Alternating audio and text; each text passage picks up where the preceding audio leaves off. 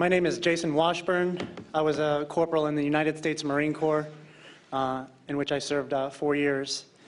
I did 3 tours in Iraq. My first 2 tours were with the 1st Battalion, 4th Marines, Charlie Company, and my third tour was with 3rd Battalion, 1st Marines Weapon Company. I was in the initial invasion, and eventually after the invasion was done, we settled down in Al-Hila. This was in '03. From '04 to '05, I was in Najaf, and from '05 to '06, I was in Wahiditha. During the course of my 3 tours, the rules of engagement changed a lot. It seemed like every time we turned around, we had different rules of engagement, and they told us the reasons they were changing them was because it depended on the climate of the area at the time, what the threat level was deemed to be, and the higher the threat level was, the more viciously we were permitted and expected to respond. And for example, during the invasion, we were told to use target identification before engaging with anyone.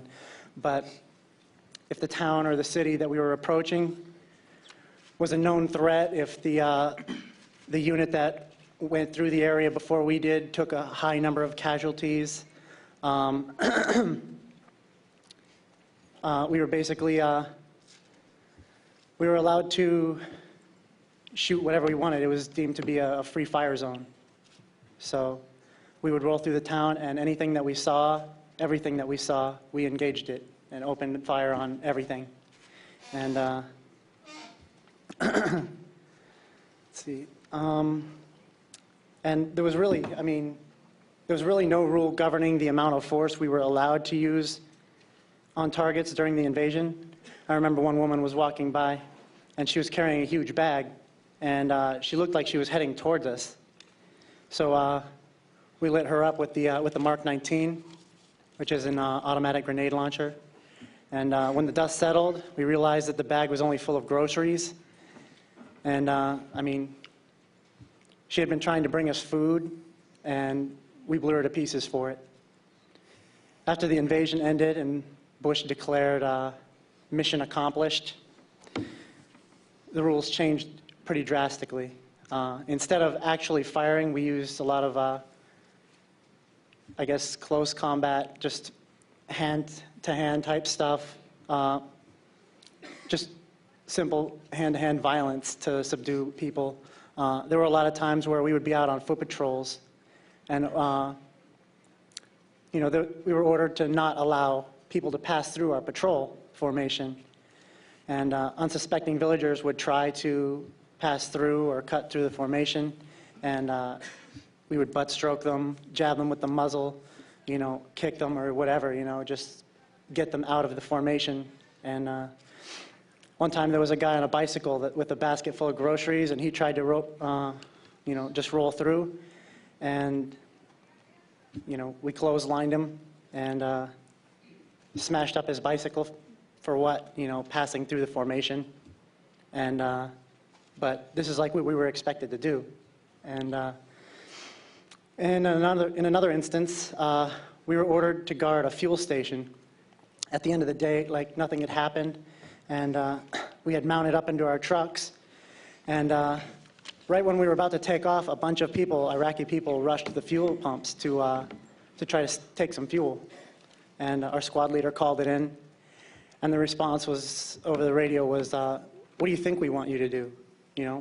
Go F them up." Obviously, in more colorful, language, but so we jumped off the trucks and charged at the Iraqis, and we really beat the hell out of them, and with rifles, fists, feet, everything else that we had available.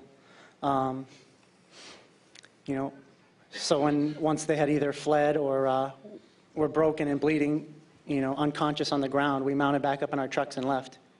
We were never told to detain anyone there or, question anyone. It just messed them up, And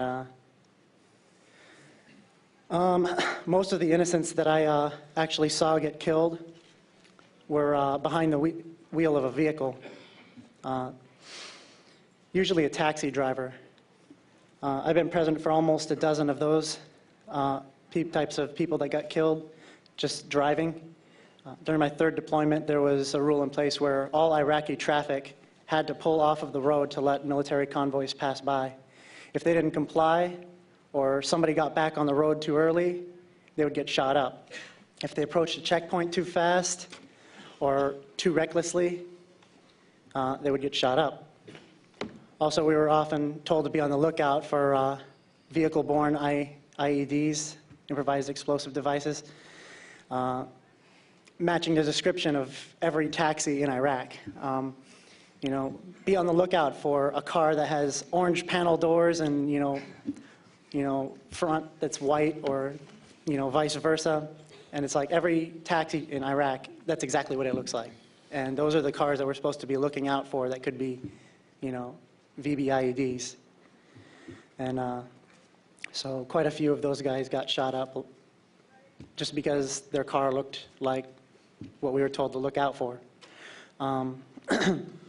In another instance, it was actually a mayor of a town in our AO near Wahditha that got shot. Our command showed us pictures from the incident. They had gathered the whole company together, and they were showing pictures of all of this, what everything looked like, and pointed out the reason that they did this was because there was a really nice, tight shot group in the windshield, and he announced to the company that this is what good Marine shooting looks like. And that was the mayor of the town. And it was actually my squad that was after that tasked with going to apologize to the family and pay reparations. But it was kind of like,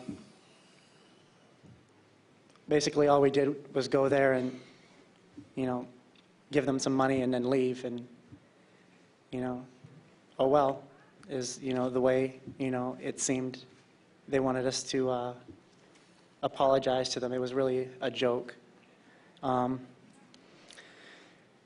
Something else we were actually encouraged to do, almost with a wink and a nudge, was to carry drop weapons, or by my third tour, drop shovels.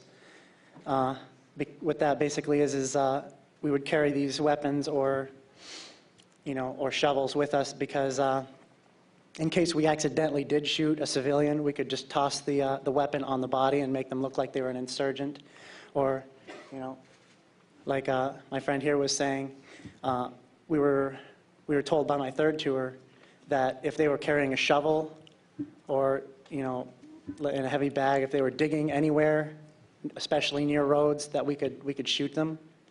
And so we actually carried these, tools and weapons in our vehicles in case we accidentally shot an innocent civilian, and we could just toss it on there and be like, well, he was digging. I was within the rules of engagement. And this was commonly encouraged, but only behind closed doors. It wasn't obviously a public announcement that they would make. But yeah, it was pretty common. And so, yep, that's all I have to say.